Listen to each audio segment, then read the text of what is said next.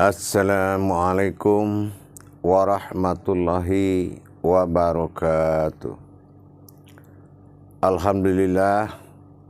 Alhamdulillahi rabbil alamin. Assalatu wassalamu ala asrafil anbiya'i wa mursalin Sayyidina wa maulana Muhammadin. Asyhadu an la ilaha illallah wa asyhadu anna Muhammadar Rasulullah. Allahumma salli ala Sayyidina Muhammadun musahabihil wal ikram ya wal jalila wal ikram. Subhanal malikul quddus subhanatil izzati wa azzamati wa haibat wal qudrat wal sultan wal kamal wal jamal wal kibriyai wal ijabarut wala ya'budu wala ya'futu abada.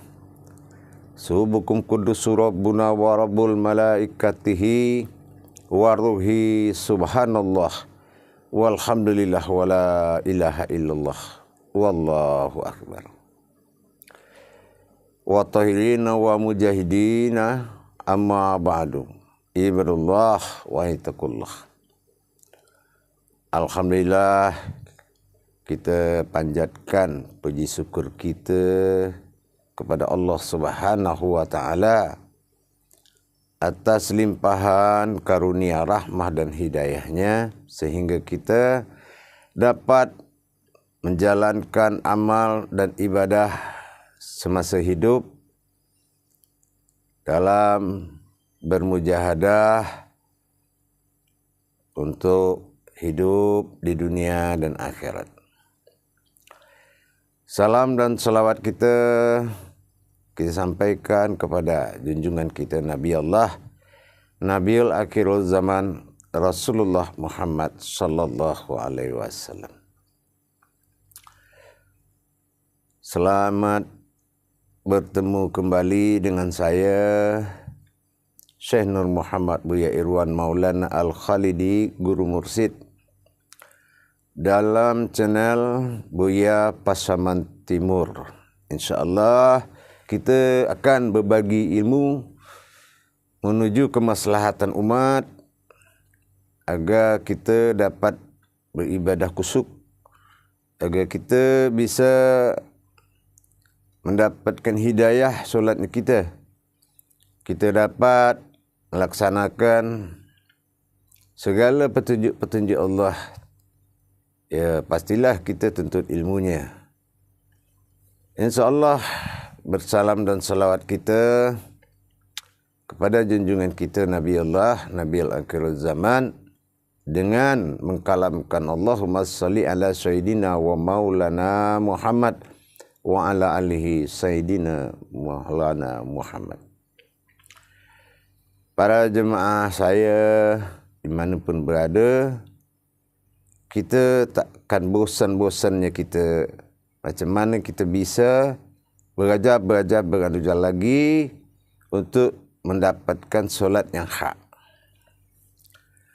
Untuk tayangan sekejap ni, maka kita akan bahas tentang hakikat solat. Hakikat solat sudah pastilah, tak ada solat tak hakikat. Solat tu pasti hakikat. Kenapa? Salatul marhalah fil mukharabah. Rasulullah sallallahu alaihi wasallam sudah cakap seperti itu. Sudah kasih tahu kita solat tu adalah bersikap perbuatan rohani. Kalau rohani kita sudah tahu macam mana kita melaksanakan ibadah, maka kita sudah faham kalau perbuatan daripada amaliyah itu pun ada batasnya. Tak seronok semuanya disamakan.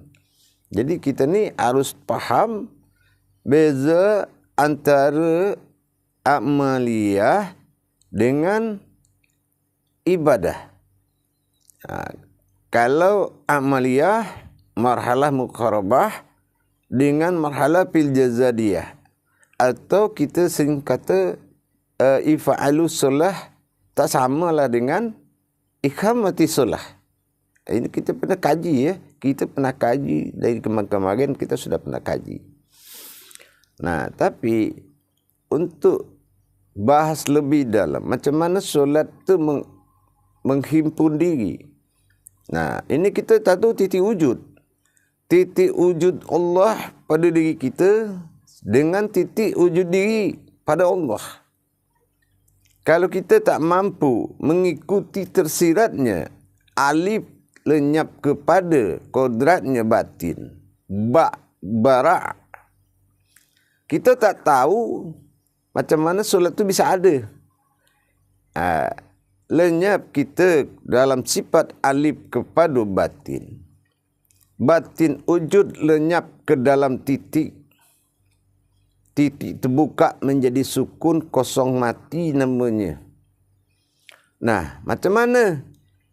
Kalau memang semua sudah wujud kepada batin, batin lenyap kepada diri kita.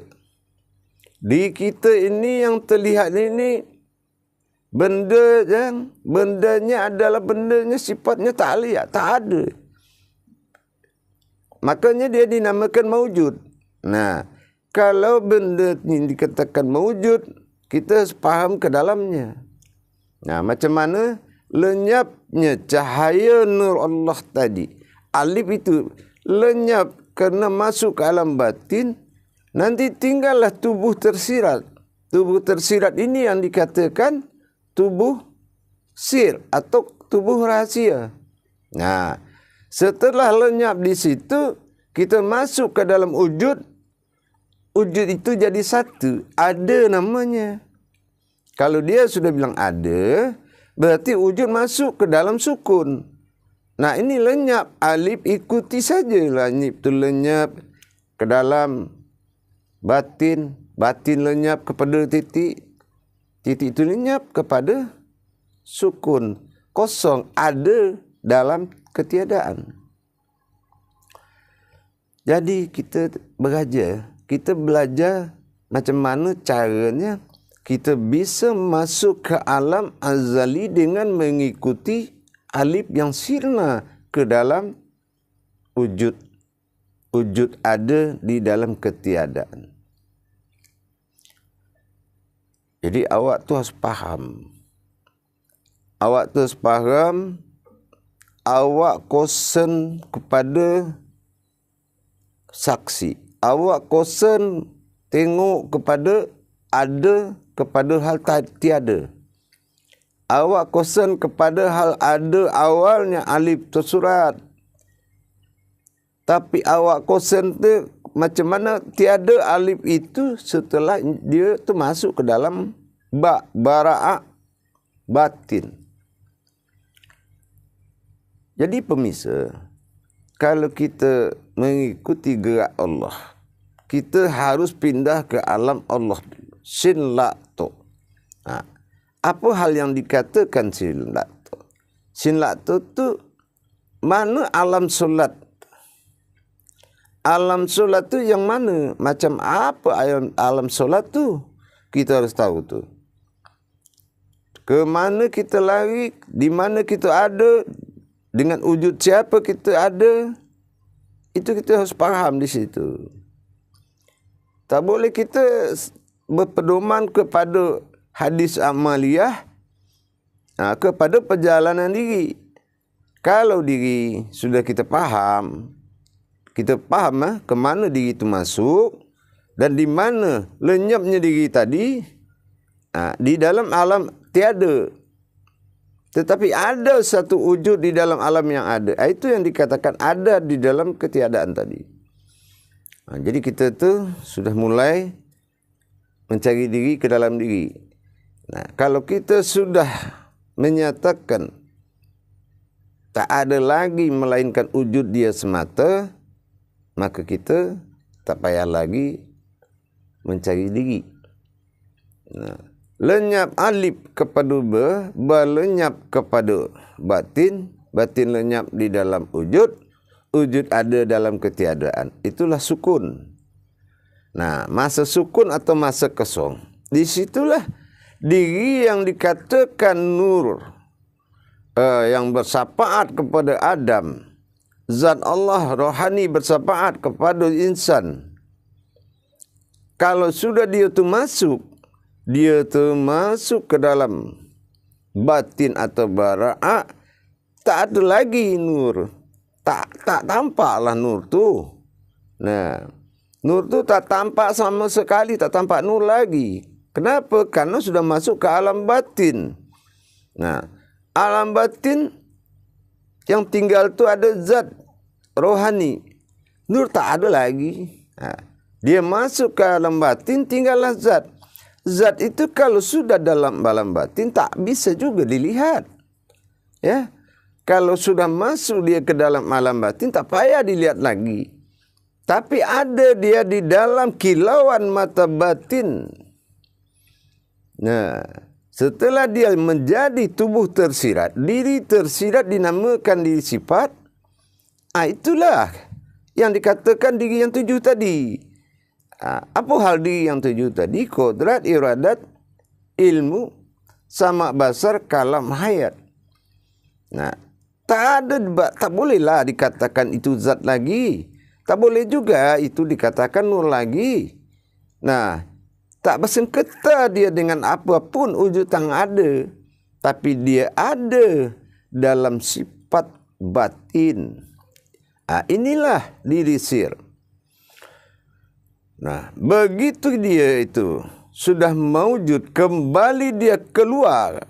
Dia keluar lagi ya. Dia keluar lagi mencari tempat dia. Maka dia menemui jasad ayan karajiah seperti kita dalam kaca cermin. Seperti kita dalam kaca cermin, tak ada hadas-hadas. Dia muncul dengan bismillah, mi'illah. Dia masuk. Alif dia nyangkut di nyawa. Lam dia mewujud di sifat tadi. Nah, terus dia mewujud kepada makom. Masuk ketiga makom tadi. Apa tu? Makom kolbi. Itu tempat duduknya batin. Nah, di situlah dia. Nah, terus yang zat tadi, yang lenyap tadi, dia masuk ke dalam markubah. Markubah itu jantung lah namanya. Nah, setelah itu baru dia wujud. Kalau dia wujud, itulah nur. Nur itulah penampakan jasad kita. Nah, jadi setelah itu isi pada jasad kita, di situlah kita baru mendapatkan kodrat sifat. Kodrat sifat mana? Kodrat sifat Al-Fatihah itulah. Begitu Al-Fatihah itu datang dengan membawa sifat-sifat Allah dengan 7 sifat, 7 makom, itulah kita baru bernama yang dikatakan hamba. Hambanya Allah. Kenapa? Dia tak umat. Dia hambanya Allah. Iaitu diri sifat Allah yang dia jadikan hamba. Jadi tak ada lagi kita tu punya sangka itu diri kita. Kerana itu sudah menjadi diri sifat bagi diri kita. Diri sifat Allah. Itu yang dinamakan ihsan. Nah, jadi itulah kalau kita menghadirkan dalam takbir solat, kita tak harus faham bahawasan diri sifat Allah yang mewujud kepada dirinya sendiri, menzohir pada dia sifat Rahman dan berdiri dalam zahir Allah bernama Rahim. Itu nama dia. Nah, tubuh Rahim itu tubuh tak ada dari tanah, tak ada dari angin, tak ada dari air, tak ada dari api. Itu tubuh dinamakan tubuh sifat lah namanya bagi awak. Nah, kalau tubuh ada Rahman, dia ada dalam kodrat 4 pada jasad kita, maka tubuh Rahim adalah tubuh batin yang bersifat dia Tuhan tu, bersifat Allah pada tubuh zat tadi. Nah, kalau Allah sudah bersifat pada tubuh zat, tinggal lagi kita hantar ke dalam kolbi dengan tangan turun. Ya. Kita hantar ke dalam kolbi, masuk dia ke dalam azali. Kalau dia sudah masuk ke dalam azali, dia tu jumpalah sama Allah. Kenapa jumpa? Mana Allah dia jumpa? Dia jumpa dalam alam yang tiada. Yang tiada itu, yang ada di situ hanya bersifat diri dia kepada dia sendiri. Nah, macam mana caranya? Kita duduk di dalam sebuah kamar, kamar kosong. Kita duduk ibarat ni kita duduk dalam kamar kosong. Kita bicara dengan kekosongan. Nah, kenapa? Dia tak boleh diumpama. Macam apa umpama-umpamanya Allah itu tak boleh lah. Jadi kita bicara dengan kekosongan sehingga kita akan merasakan ada dia di sekitar kita dan apa kita cakap dia dengar. Nah, jangan kita lari di dalam alam azali itu. Makanya usuli itu berasal dari kata usuli azali. Azali itu tempat kita jadi dulunya. Nah, usuli salatan, apa solatnya? Nah, itu. Jadi dengan kita keluar dari diri, dia keluar dari diri kita, mewujud dia sekejap, luput dia lagi ke dalam. Nah, setelah dia mengambil hak keumatan pada diri kita, dia lari-lari ke dalam. Dia sirna tu di dalam, dia sirna di dalam itu, dan kita disaksikan dia di dalam tubuh daripada sifat tadi. Nah, di situlah percakapan apa yang saja yang dia kalamkan, kita akan sampaikan melalui hakikat-hakikat daripada rakaat-rakaat yang kita kerjakan. Nah, itu yang dikatakan salatul mikhrabi mu'min. Salat itu adalah mikrotnya orang mukmin. Nah, dari mana dia mikrot? Dia mikrot dari ada menjadi tiada, dari tiada wujud kepada ada, dan kembali kepada alam tiada. Nah, itulah yang dia kata lillahi ta'ala tadi. Jalan Allah, jalan Tuhan. Jadi kita tak boleh mencari suatu hal yang kita tak ada dasar. Jadi solat itu penghadiran adalah itu bersifat bismillah. Macam mana kita menghadirkan, melenyapkan kembali di saat kita melakukan qomat. Kita qomat kan? Nah, kita qomat, kita sampaikan, yang kita qomatkan kita dirikan tadi. Kita lihat macam mana akan ditiadakan, masuk ke dalam, dia keluar lagi. Nah, hayyalah salah, hayyalah falah. Selama kita iqamat, ya, selama kita iqamat, itu kita saksikan macam mana dia macam tadi. Ya, dia masuk, dia keluar lagi, dia mewujud, masuk lagi, ditekan oleh Asmaul Husna. Allahu Akbar. Kita tutup ni mawah qalbi tu. Nah, kita tutup. Nah, setelah kita tutup, kita tampak di situ. Kita tampak tubuh yang datang pergi tadi, dia masuk ke dalam. Nah, dia masuk dalam, kita saksikan dia di dalam. Itu hakikatnya. Hakikat diri dalam solat tadi.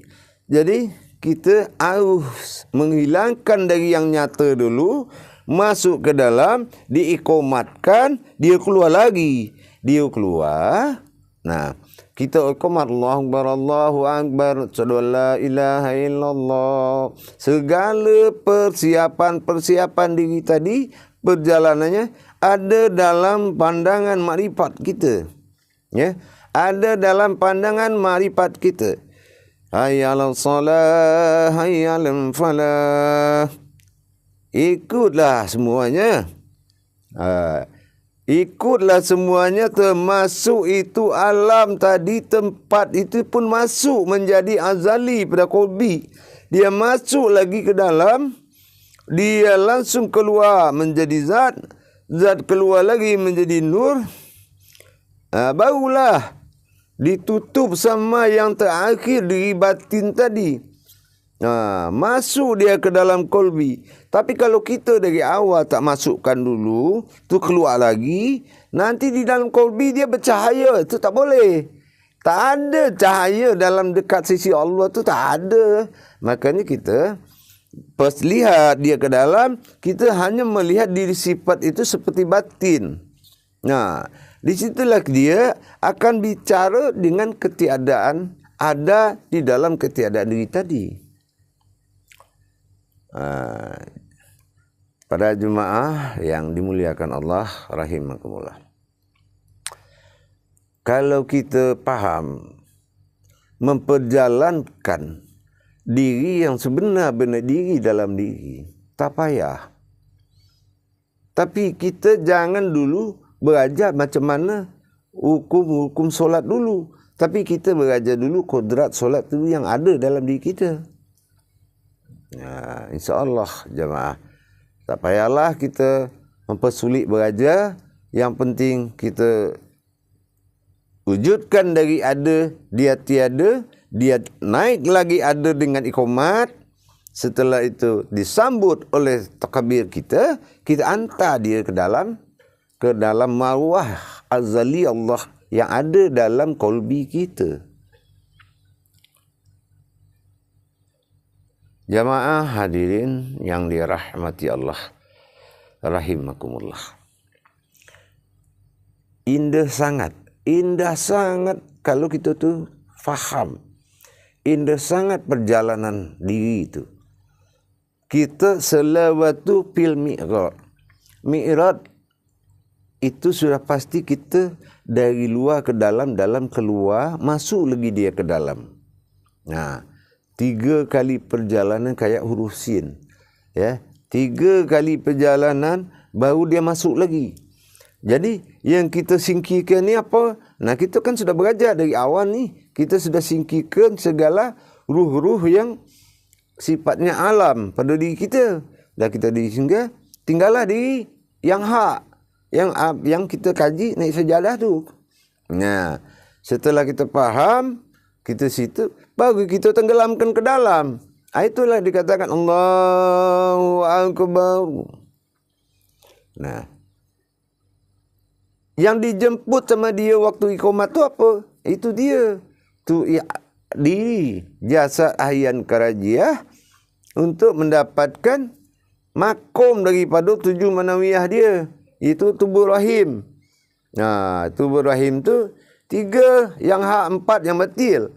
3 itu kodrat, iradat, ilmu. Nah, dia dapat barulah 4 tadi. Zat pendukung dia. Ada di, wadi, mani, manikam. Kalau di jasad dia ada kulit, daging, urat dan tulang. Jadi 3 inilah yang akan pasangan sama 4 kodrat tadi. Jadi tak susahlah jemaah. Kalau kita bisa melaksanakan tajalli daripada milahnya Allah kita ke dalam diri, dia masuk menuju kewahidan dia, itulah yang dikatakan bilah. Dia masuk ke dalam qalbi, dia berdiri dengan bilahnya. Bilah itu bibatin, ilah itu Tuhan. Nah, kita harus faham ya. Kita harus faham soal ke cerita itu, ke kaji itu. Di dalam bilah. Ya, yang berdiri tadi siapa namanya? Yang berdiri itu itulah fanafilah. Fanafilah ada rohaninya, ada nurani, ada rabbani. Itu tubuh tersirat tadi, tubuh halus tu. Jadi kalau dia sudah masuk dulu ke dalam, itulah innalillah. Dia innalillah dulu. Dia masuk ke dalam, dia keluar lagi. Nah, dia keluar ke mana? Dia keluar dari ambil tubuh sifat tadi untuk masuk ke dalam ahyan karajiah dan dia tegak berupa ahyan sabitah. Macam itulah kaji kita. Macam itulah yang kita harus tatap, yang harus kita tengok. Harus kita tengok dalam solat kita. InsyaAllah. Nanti kita sambung lagi. InsyaAllah mudah-mudahan bisa pelan-pelan kita belajar, tapi kita belajar untuk solat dululah. InsyaAllah. Barakallahu ya karim. Assalamualaikum warahmatullahi wabarakatuh.